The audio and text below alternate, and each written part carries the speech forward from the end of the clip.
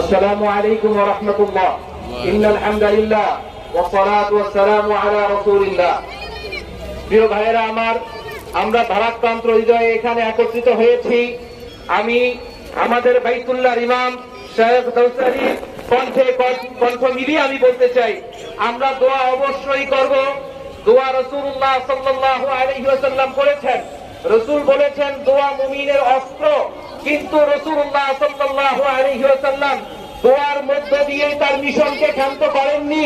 রাসূল দোয়ার পাশাপাশি বদরে জানতে গিয়েছেন, রাসূল দোয়ার পাশাপাশি উহুদে গিয়েছেন, রাসূল দোয়ার পাশাপাশি খন্দক খনন করেছেন।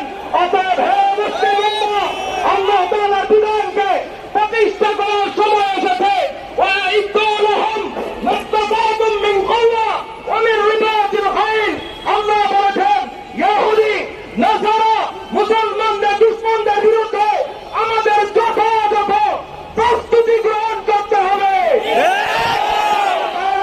দোয়ার পাশাপাশি আমরা প্রত্যেকে আজকে থেকে শপথ গ্রহণ করি, দুনিয়ার সমস্ত জালেমদের বিরুদ্ধে আমরা ঐক্যবদ্ধ হয়ে আমরা শারীরিক, মানসিক, অর্থনৈতিকভাবে আমরা প্রস্তুতি গ্রহণ করবো ইনশাআল্লাহ।